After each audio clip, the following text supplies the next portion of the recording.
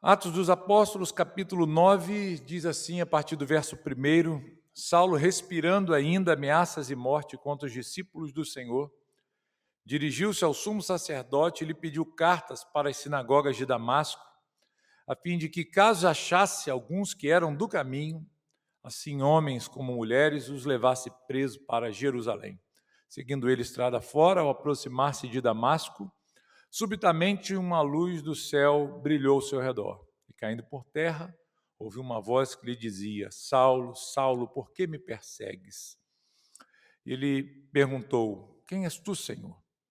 E a resposta foi: Eu sou Jesus a quem tu persegues, mas levanta-te e entra na cidade, onde te dirão o que te convém fazer.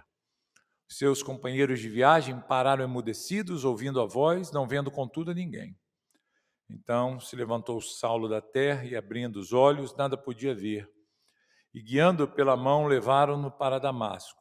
Esteve 3 dias sem ver, durante os quais nada comeu e nada bebeu.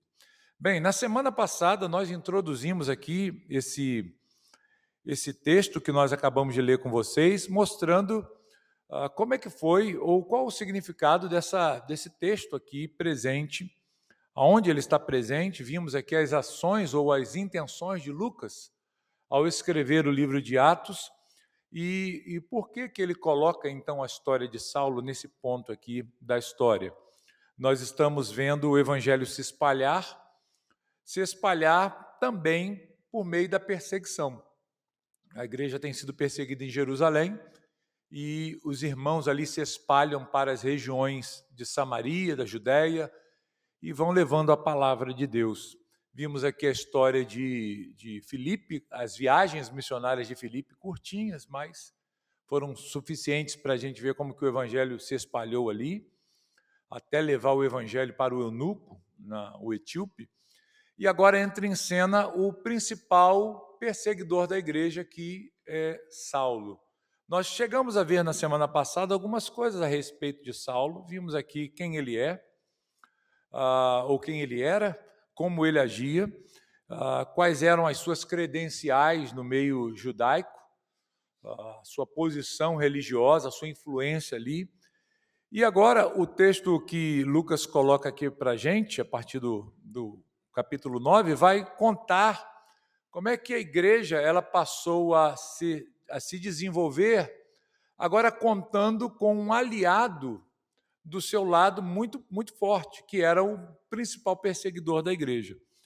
Paulo, ou Saulo aqui, ele é convertido soberanamente ao Senhor no caminho de Damasco. Então, os textos ou os versículos que inauguram aí, queridos, essa nossa passagem de hoje, vai nos mostrar Saulo respirando ameaças e morte. A gente já viu o que isso significa, ele estava com o coração cheio de ódio pelos cristãos, pelos discípulos de Jesus, e ele então se dirige ao sumo sacerdote para pedir a ele cartas, autorização para sair da terra de Israel, do território de Israel, e até a cidade de Damasco, na Síria, aproximadamente 240, 250 quilômetros de distância, uma viagem longa, talvez daqui ao Rio de Janeiro, né? Nós estamos mais ou menos essa distância aqui da capital.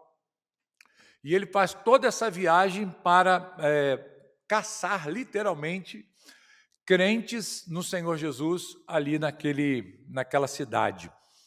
E ele então busca essas autorizações. Olha, se nós encontrarmos alguém lá que segue a Jesus, que nós possamos prendê-lo. Então diz o versículo aí, versículo 2, que ele pede essas cartas para as sinagogas de Damasco. Havia bastante judeu ali em Damasco, havia ali sinagogas naquela cidade, e também existiam crentes ali. Nós vamos ver isso aqui já mais à frente.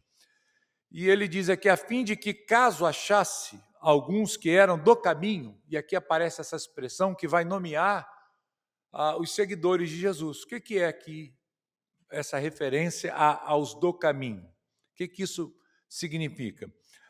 Provavelmente aqui, bem possível, é uma referência à vida cristã. Os cristãos, num primeiro momento, eles eram chamados ou conhecidos por aqueles que eram do caminho. Por que isso?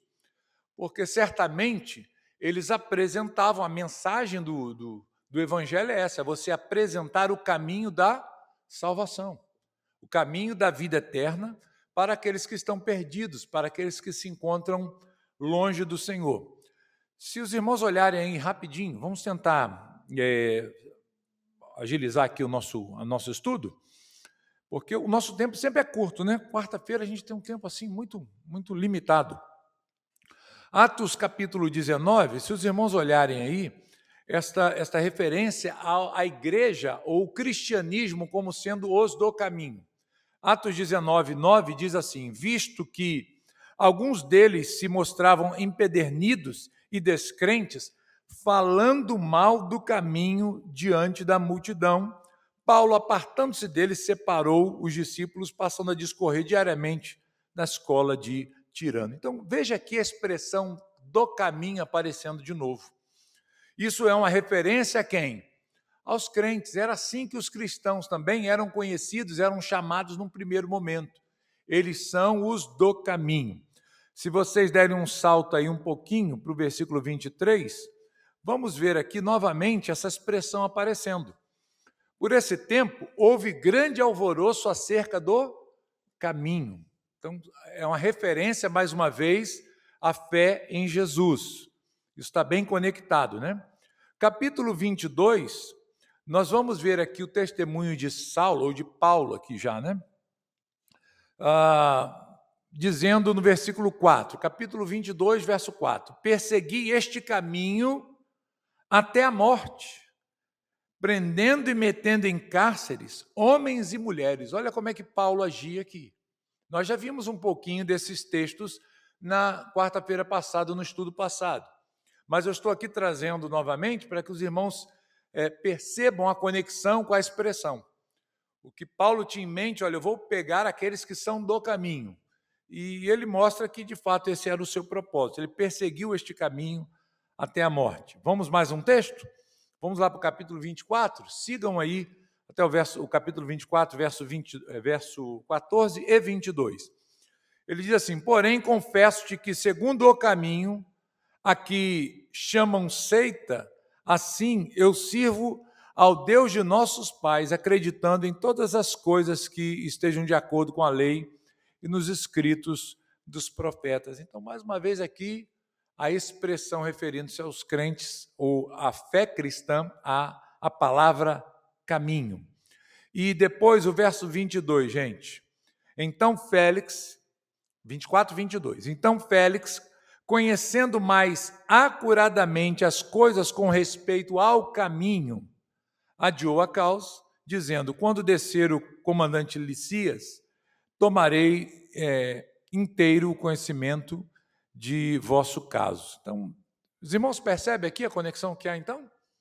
Quando Paulo se dirige ao sumo sacerdote pedindo cartas para, caso ele achasse alguém do caminho, ele pudesse prender, ele está se referindo, então, aos crentes, aqueles que estão seguindo a Jesus de Nazaré, a fé cristã. Tá bom? Então, fica aí mais uma referência. Em Atos também, se os irmãos olharem aí, tem um outro texto aqui que seria bom a gente olhar. Atos capítulo 18, olha só, versos 25 e 26, a respeito de Apolo, né? Ele era instruído no caminho do Senhor e, sendo fervoroso de espírito, falava e ensinava com precisão a respeito de Jesus, conhecendo apenas o batismo de João. Ele, pois, começou a falar ousadamente na sinagoga. Ouvindo-o, porém, Priscila e Áquila, tomaram-no consigo e com mais exatidão lhe expuseram o caminho de Deus. Então, a referência aqui a caminho também pode ser essa, né? Os cristãos são aqueles que andam no caminho de Deus, no caminho da salvação. Deu para entender, irmãos? Ficou claro aí essa colocação? Então, a gente tem aí essa referência. Uma outra que é até inusitada ao caminho, ela sai da boca de uma pessoa que não era nem ligada ao caminho propriamente dito. Os irmãos conseguem se lembrar de uma situação de alguém dando testemunho do caminho no livro de Atos? Capítulo 16. Essa aqui é o próprio diabo falando na boca de uma jovem adivinhadora que perseguia Paulo, está lembrado? Paulo pregando, e essa jovem que adivinhava dizia assim, Atos 16, verso 17. Seguindo a Paulo e a nós, clamava dizendo: estes homens são servos do Deus Altíssimo e vos anunciam o quê? O caminho da salvação. Olha só, então está o diabo evangelizando aqui, né? Dando lá o testemunho, olha, pode seguir esses homens mesmo, esses homens são servos do Deus Altíssimo. E estão anunciando o caminho da salvação. Então, coisa inusitada, né, da gente ver. Então, quando a gente olha aqui essa expressão, ela está conectada àqueles que estão andando no caminho de Deus, no caminho do Senhor, seguindo os passos de Jesus, que tomaram o caminho da salvação, o caminho da vida eterna. Quem são os perdidos, queridos? Os perdidos são aqueles que não se acham aonde? No caminho. Que não estão caminhando essa jornada rumo ao céu, não tiveram um encontro com Jesus. Então, ele tinha no coração, Saulo, o desejo de encontrar alguns discípulos que seguiam o caminho cristão, o caminho da fé. Ele tinha, razões para essa suspeita aqui? Certamente. E nós vamos ver que, de fato, lá em Damasco, existiam crentes ali. Existiam servos de Deus naquela cidade. Olha, Damasco está fora do território de Israel, mas o evangelho já havia chegado lá. A cidade de Damasco já possuía crentes em Jesus. E como é que a gente sabe disso? No mesmo capítulo 9, que nós estamos vendo aí, nosso alvo agora, a gente vai ver que quando Paulo ele é convertido no caminho de Damasco ali para Damasco, Deus chama um servo seu ali na cidade para orar por Saulo. Né? Quem é? Ananias. Veja o versículo 10. Ora, havia em Damasco um discípulo chamado Ananias. Eu estou lendo Atos 9, 10, irmãos. Disse-lhe o Senhor numa visão, Ananias, o que respondeu, eis-me aqui, Senhor. Então, tinha crente lá em Damasco? Tinha, né? Existiam discípulos ali em Damasco? Existiam. Então, por que Paulo sai de Jerusalém e vai para um outro país para perseguir a igreja? Porque ele sabia que o evangelho já tinha se espalhado. Tinha crente para tudo quanto é lugar já.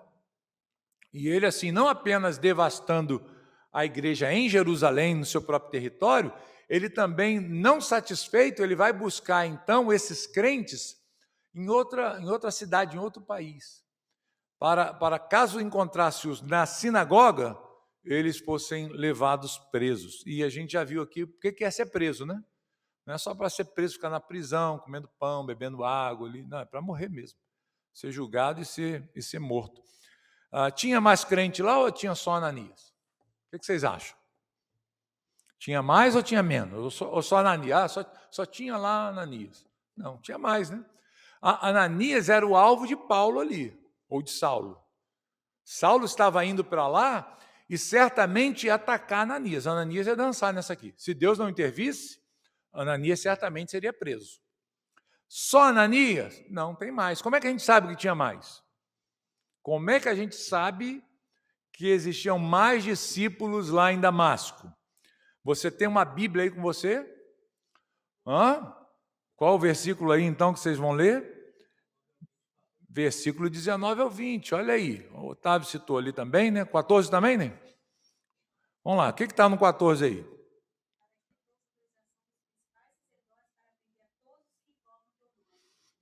De uma forma mais geral, né? Mas veio 19 aí. E depois de ter lhe alimentado, sentiu-se fortalecido, de ter se alimentado. Né? Então permaneceu em Damasco alguns dias com quem? Com os discípulos. Olha só, gente, que legal, né? Então, estava lá, tinha mais discípulos de Jesus em Damasco. Versículo 20, que o Otávio citou aí também. e logo pregava nas sinagogas a Jesus, afirmando que este é o Filho de Deus. Então, assim, era só Ananias crente em Damasco? Não, tinha mais discípulos. Aqueles a quem Paulo ou Saulo foi matar, foi prender para depois matar, foram aquelas pessoas que, o quê? Lhe acolheram, deram sustento, deram abrigo, deram acolhida, e Paulo imediatamente, depois de passar por esse processo, ele começa a dar testemunho da salvação ali também entre os irmãos e os judeus, né, que estavam ali na sinagoga. Então, existia fundamento na perseguição de Paulo ou de Saulo? Claro que existia. Ele está lá em Jerusalém, mas ele está preocupado com Damasco. Porque, olha, na cabeça de Paulo ele pensava assim, essa praga chegou lá também. E já está contaminando as sinagogas de Damasco. Em todas as sinagogas existem esses seguidores do caminho, esses discípulos do caminho. Então, dê-me aqui autorização, porque se eu encontrar essa gente, eu vou trazer pelos cabelos, vou prender esse povo, nós vamos dar uma surra neles, depois vão ser mortos. Olha a agressividade de Saulo, né? Então, essa prisão, queridos, era generalizada, né? Vamos voltar lá para o texto? Ele diz assim, olha, eram homens e eram mulheres também. Veja o que diz aí, então, o versículo 2, a segunda parte do versículo 2, né? Assim homens como mulheres os levasse presos para Jerusalém. Então era uma perseguição completa. Não é só homem que vai ser preso e perseguido, não. As mulheres também eram perseguidas, né? Pais, mães, e isso afeta toda a família. Você já imaginou, queridos? E os filhos, como é que ficam nessa situação? Qual o destino? Qual é a condição desses filhos aqui? Muito sofrimento, não é verdade? Paulo aqui, ele de fato não pensava nessas consequências emocionais e materiais, ele estava nem aí, ele queria destruir mesmo. Nós vimos aqui semana passada que ele assolava a igreja, essa expressão significa, dá a ideia de uma enchente que vem e destrói tudo, um fogo que passa e queima tudo, não deixa nada vivo, não sobra nada. Um terremoto que vem e abala tudo, e você olha e fala assim, acabou, não serve para mais nada essa cidade. Então, vamos ver alguns versículos que mostram essa realidade? Veja aí como é que Paulo, versículo 21 do capítulo 9 ainda, acharam aí? Ora, todos os que o ouviam estavam atônitos e diziam, não é este o que exterminava em Jerusalém os que invocam o nome de Jesus? E para que veio precisamente com o fim de os levar amarrados aos principais sacerdotes? Você reparou a expressão que é colocada aqui? O que a igreja, os crentes, ali na sinagoga, eles falavam quando viam Paulo pregando? Meu Deus, estou entendendo nada. Não é este aí que exterminava? Olha a força da palavra. É de não deixar ninguém vivo.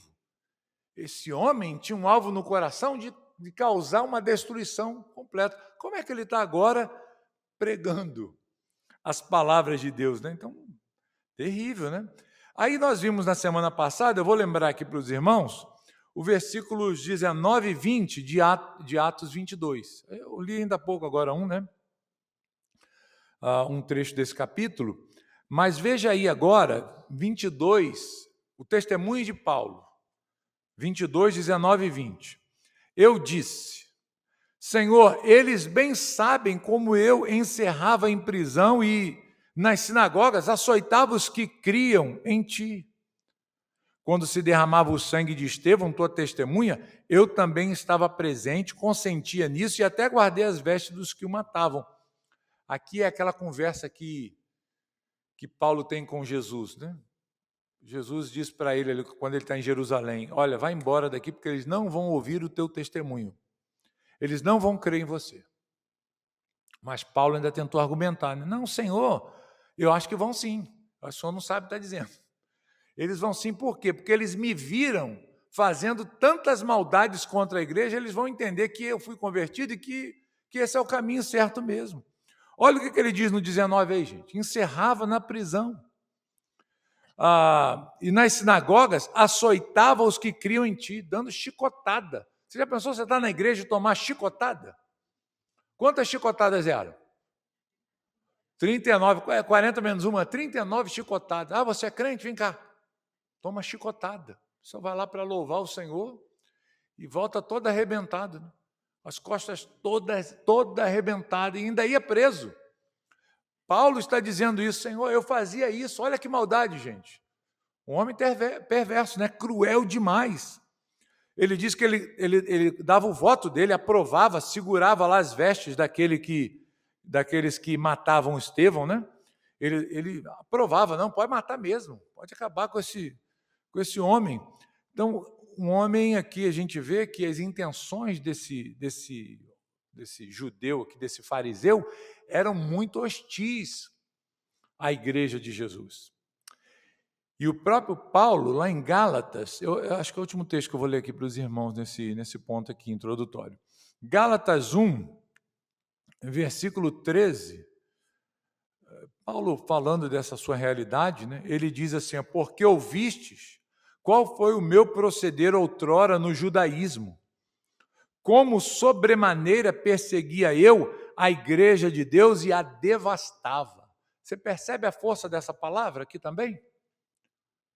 Ele diz: olha, quando eu estava lá no judaísmo, servindo lá a Deus daquela minha maneira louca, mesmo sincero, mas errado, eu assolava a igreja, eu devastava a igreja. O que a gente entende por devastação? Uma destruição total, né? É algo que não dá mais para ser reconstruído, não é assim? Você olha assim, passou aqui um caos tão grande que abalou tudo, acabou com tudo. Não é uma pequena reforma que vai dar jeito. Acabou com tudo. O alvo de Saulo ou de Paulo era exatamente promover essa destruição completa. Então, irmãos, foi assim, nessa hostilidade, nesse ódio maligno no coração, que Saulo foi convertido. E aonde Saulo foi convertido? Vamos ver o texto aí, como é que aconteceu a conversão de Saulo. Vamos voltar para o nosso texto aí, no capítulo 9, verso 3 agora. Ele vai dizer: seguindo ele estrada fora, ao aproximar-se de Damasco, subitamente uma luz do céu brilhou ao seu redor. E caindo por terra, ouviu uma voz que lhe dizia: Saulo, Saulo, por que me persegues? Então, vamos dar uma paradinha por aqui, a gente vai seguindo, né? Conforme a gente for desenvolvendo aqui a exposição. Então, aqui, queridos, nós vamos encontrar o momento em que Saulo é alcançado por Jesus. Saulo não está buscando a Cristo, ele está, pelo contrário, com muito ódio de Cristo. Jesus era o pior dos hereges para ele. E aqui ele tem uma experiência que para ele foi dolorosa demais. Ele está caminhando, está indo em direção à cidade de Damasco, quase já chegando na cidade. Diz o texto que, de repente, né, uma luz brilhou do céu. Aqui, nessa passagem que nós temos, Paulo é um pouquinho mais sucinto. Mas nós temos, como eu disse para os irmãos, mais 2 testemunhos, mais 2 relatos desse momento aqui. Então, nós vamos ver lá no capítulo 22, no verso 6, que era mais ou menos por volta do meio-dia. Meio-dia. Por que Paulo ele coloca essa expressão aqui? Por que ele aponta esse horário? É o momento em que o sol está lá em cima, né? Onde o dia é o momento em que ele mais brilha, né? Mais resplandece. E tem um porquê disso aqui, Jesus aparecer nesse horário, para mostrar exatamente o seu poder aqui. E diz que também no capítulo 26, é outro momento em que a gente vê essa narrativa, versículo 13, eu estou citando aqui os irmãos que gostam de anotar o estudo, vão fazendo as suas anotações aí, depois quem quiser perguntar pode perguntar. Diz que essa luz era mais resplandecente que o sol. Você já imaginou o sol meio-dia? Sol de verão, aquele sol que você frita o ovo na calçada, né? Aquela luz forte, aquela radiação forte. E quando Jesus aparece para ele uma luz do céu, como é que é isso? Talvez um facho de luz forte, não sei, né?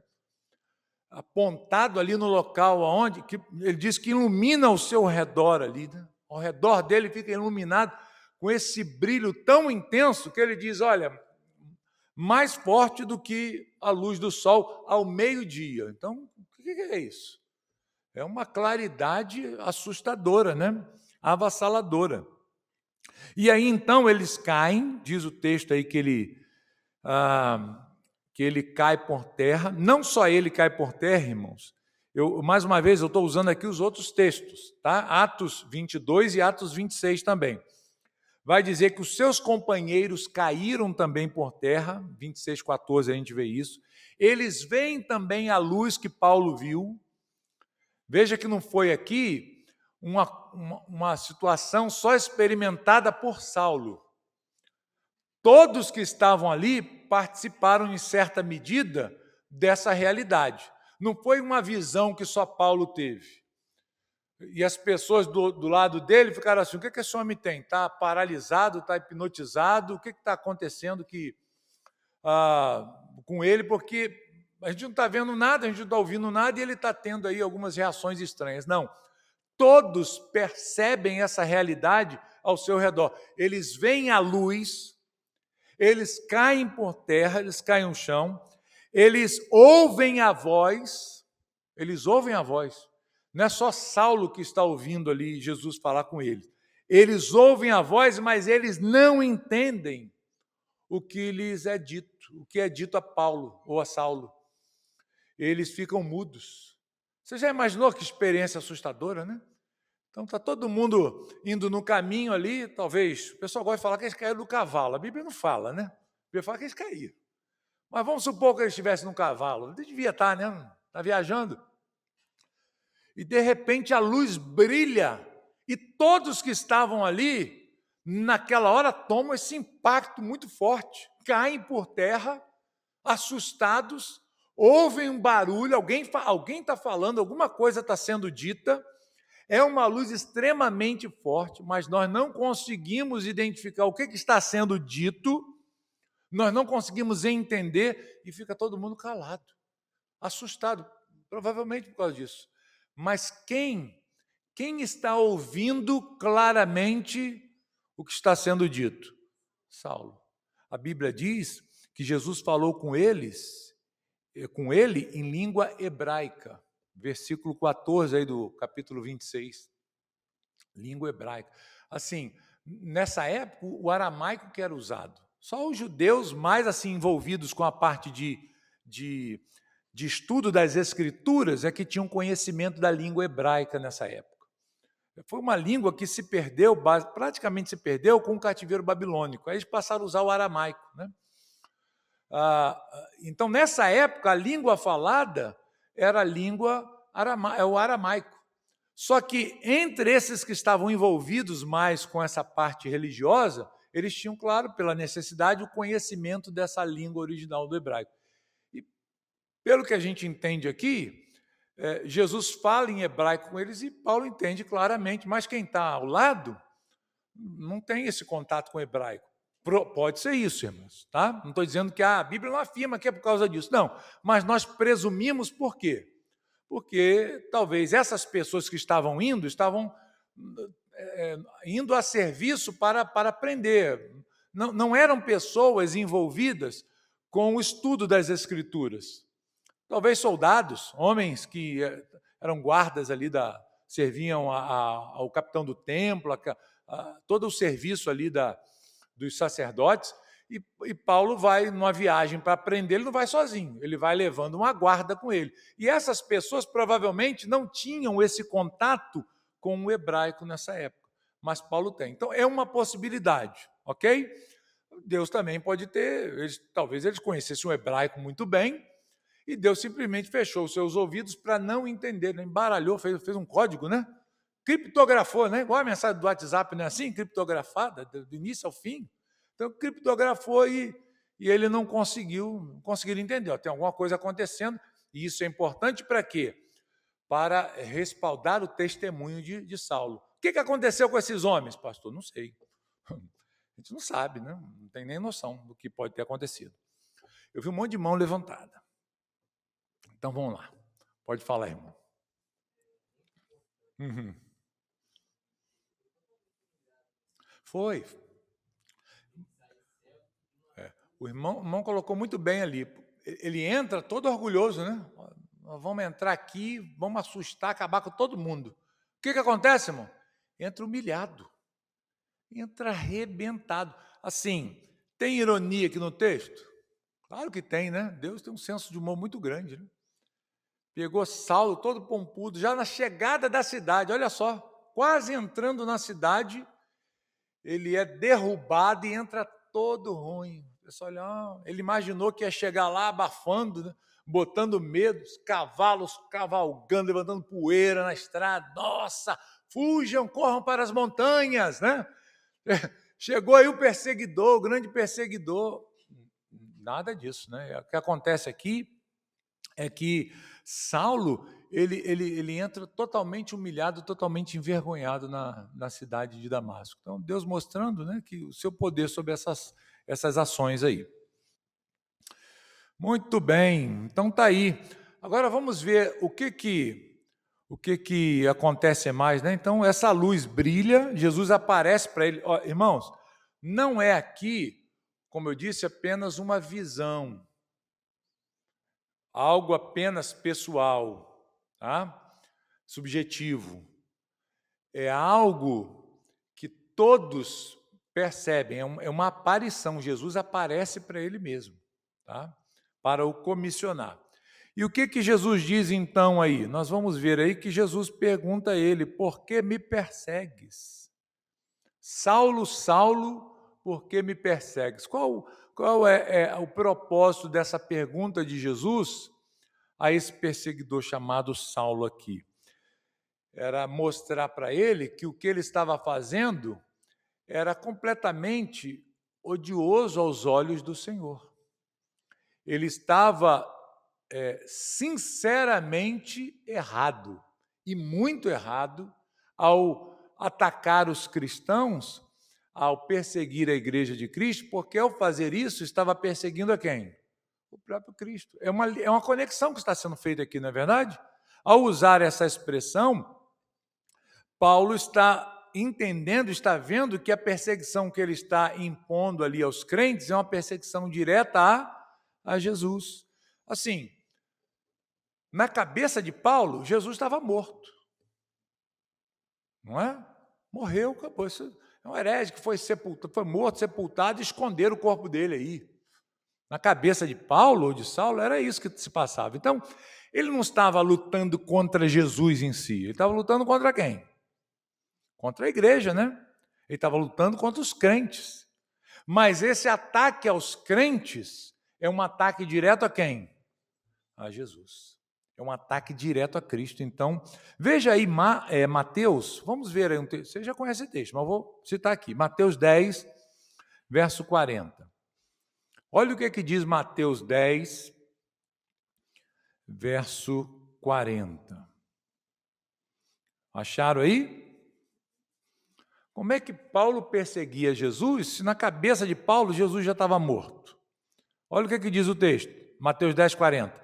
Quem vos recebe a mim, me recebe. E quem me recebe, recebe aquele que me enviou. Olha só, né?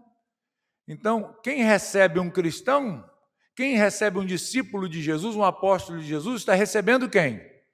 Jesus, o próprio Jesus. E quem ataca um cristão? E quem ofende, quem persegue um cristão, está fazendo isso contra quem? Contra Jesus. Veja Mateus ainda, capítulo 25. Vamos lá, dá um salto aí. Conseguiu dar um salto aí? Mateus 25, 40? Quem achou aí? O rei respondendo lhes dirá: em verdade vos afirmo que sempre que o fizeste a um desses meus pequeninos irmãos, a mim o... Quem são os pequeninos irmãos?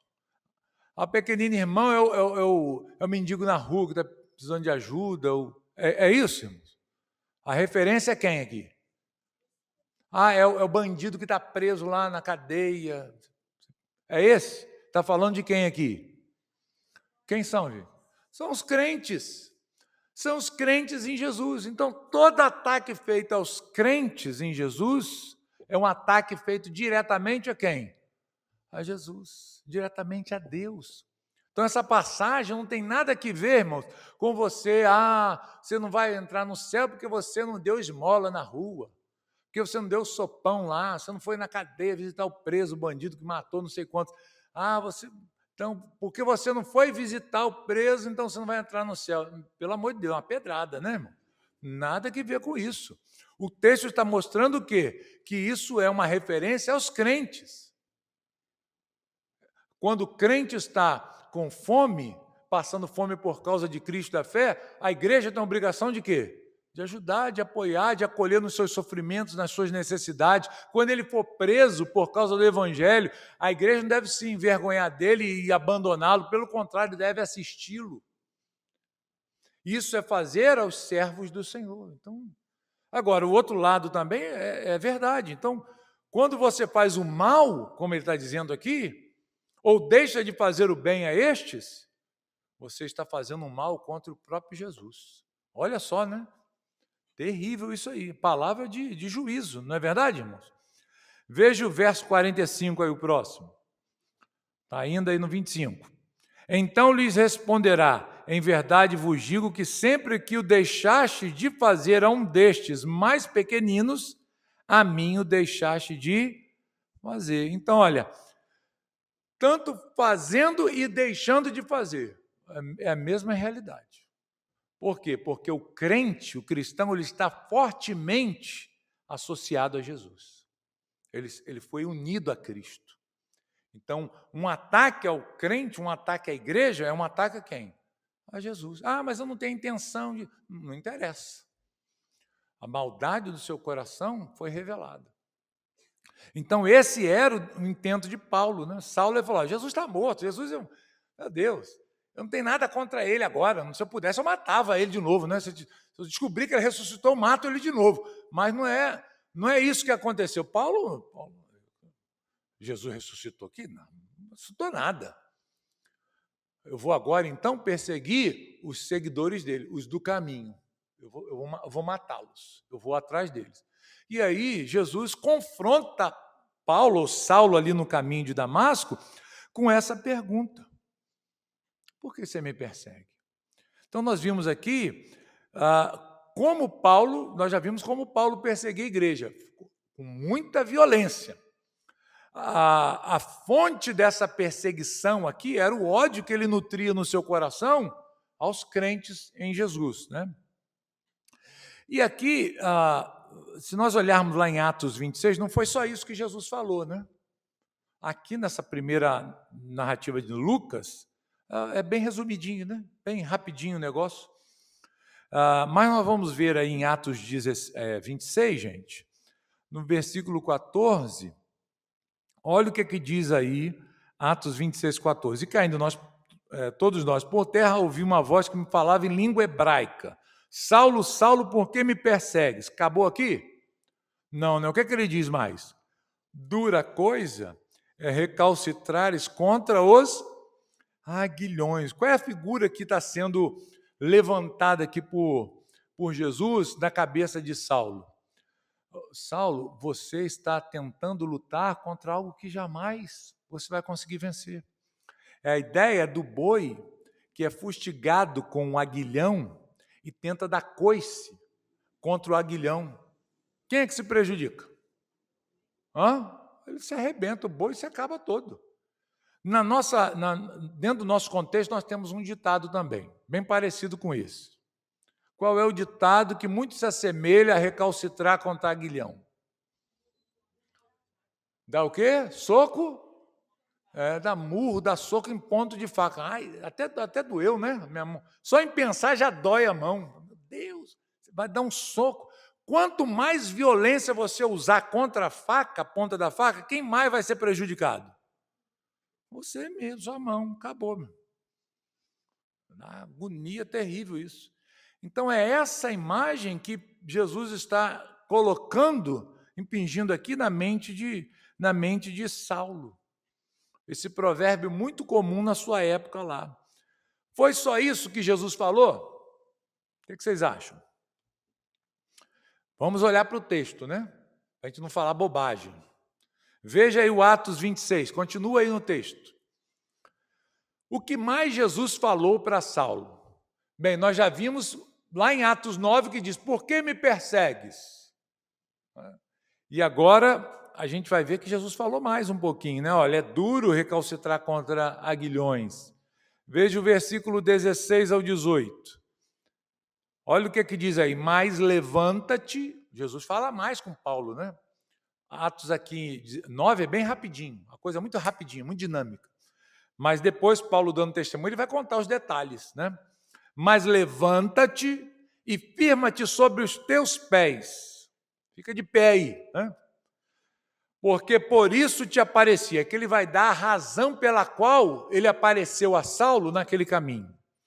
Para te constituir o quê? Ministro e testemunha, ou mártir, né? A palavra aqui é mártir, que dá a ideia de alguém que vai morrer por algo que crê, né?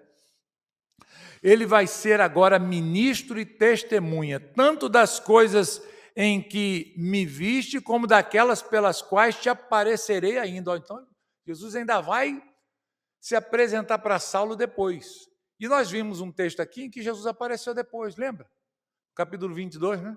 Jesus falou, Paulo, ó, levanta, sai daí, porque eles não vão ouvir o teu testemunho. Ah, mas Jesus, levanta. Mas, Senhor, olha, eles... Quieto, vai embora, foge, acabou. Eles não vão te ouvir. E aí Saulo vai embora. Então, Jesus vai dando direções a ele, vai orientando. Quando Paulo está desanimado, o Senhor se apresenta, ele diz, olha, prega, não te cales, ainda tem muito povo nessa cidade, falando de Corinto, né? Continue, não desanime. Então, aqui ele está dizendo para Saulo essas coisas, olha, eu te estabeleci como um ministro e como um mártir, como uma testemunha dessas coisas que você está vendo, presenciando agora, e das outras que eu vou te mostrar ainda, né?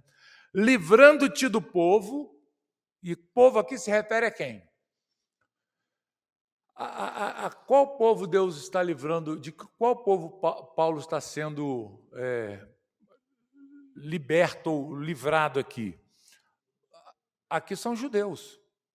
É a referência que ele está falando lá, porque se Paulo fica em Jerusalém tentando dar o testemunho, o que ia acontecer com ele?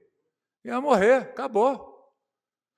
Tanto ia morrer que depois aqui, ele já está preso quando ele escreve essas coisas. Ele quase foi morto pelos judeus depois. O que os judeus fizeram? Ó, vamos fazer um voto aqui. Qual foi o voto que eles fizeram? Lembra? Ninguém come, ninguém bebe, anátema quem comer e beber enquanto a gente não matar Paulo.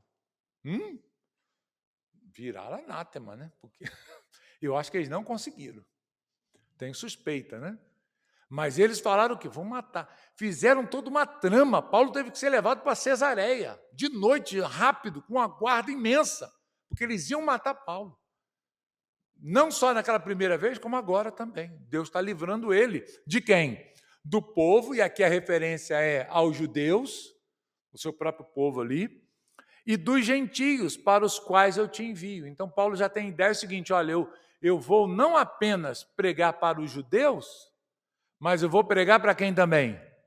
Para os gentios. Eu vim aqui para destruir esse movimento na cidade de Damasco. Agora eu vou ser alguém que vai ser usado para espalhar pelo mundo inteiro essa mensagem. Olha que bacana, né?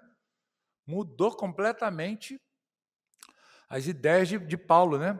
Para lhes abrires os olhos e converteres das trevas para a luz e da potestade de Satanás para Deus, a fim de que recebam eles remissão de pecados e herança entre os que são santificados pela fé em mim. Olha que bacana, né? Então aqui a gente vê como é que uma pessoa ela é salva.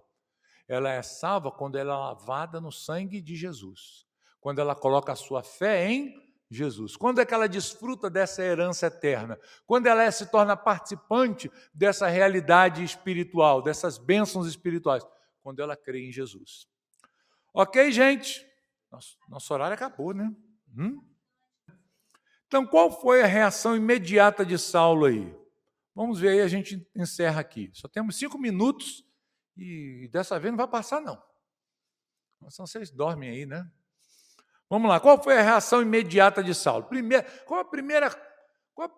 que você acha que veio primeiro na mente de Paulo quando ele ouviu essas palavras? A reação dele? Temor? Medo? O que mais? Tomou um susto? Agora sim, nas suas convicções, será que foram abaladas? Você pensa assim, irmão, sendo fariseu como ele era, convicto a ponto de fazer coisas horríveis pela sua crença, depois, de repente, ele descobre que ele está errado em tudo. Será que o mundo desaba? Eu acho que é por isso que ele ficou sem comer e beber 3 dias, né? Porque assim, ele falou, meu Deus, eu estava terrivelmente enganado. Meu mundo caiu. Você já imaginou se você... Gente, a gente não consegue descrever o que pode ser isso. Quer ver só uma coisa assustadora? Imagine que tudo aquilo que a gente está... É até difícil a gente dar um exemplo assim. Mas imagine tudo que você crê hoje. Tudo. Toda a nossa fé, todo o nosso viver para Cristo, toda a nossa vida é embasada na palavra de Deus, nos princípios divinos.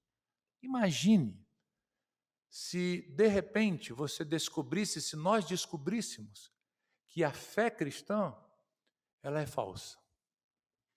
Acharam o corpo de Jesus e tudo que foi contado foi uma grande mentira, uma grande história muito bem elaborada. Irmãos, acabou.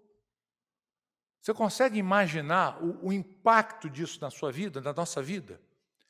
Nos destrói completamente. Desaba o nosso mundo.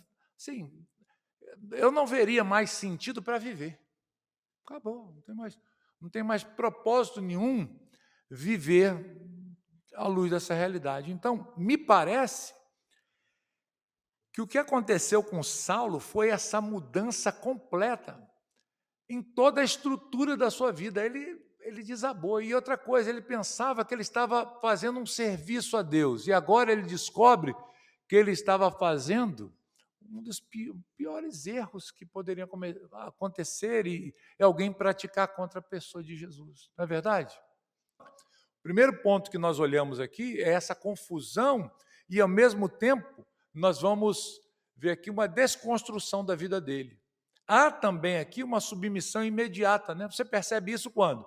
Quando ele ouve o Senhor falar com ele, na mesma hora ele diz, quem és tu, Senhor? Ele já sabe que ele está diante de um ser que é muito além do que qualquer ser humano. Ele sabe, olha, eu estou diante de um Senhor. Eu não estou diante de qualquer pessoa. Ele percebe isso claramente. E a gente vê ele, assim, na própria pergunta que ele faz, o que eu vou fazer? Versículo 10 do capítulo 22, vai nos mostrar ele perguntando isso para ele, assim, o que eu tenho que fazer agora? Né? Imediato. Isso muda a vida dele de uma forma tão drástica, que ele diz, olha, Senhor, e agora? O que eu faço? E aí o Senhor vai dizer para ele, não, levanta e vamos embora. Né? É uma obediência imediata. Então é bacana a forma como Deus converteu aqui o Saulo. Tá bom? Gente, nós não temos mais tempo, né? Nosso horário acabou. Não deu tempo para a gente olhar tudo aqui, então semana que vem a gente volta vendo os outros versículos aqui. Vamos discutir mais a respeito dessa realidade. Enfim, né? Que Deus possa nos abençoar através do entendimento daquilo que nós ouvimos aqui hoje e que possamos fazer como Saulo também, né? Senhor, o que eu vou fazer? O que o Senhor quer que eu faça? Né? E reconhecer o senhorio de Cristo em nossas vidas, tão logo nós nos deparemos com essa revelação de quem Ele é. Irmãos, vamos orar então? Vamos orar ao Senhor?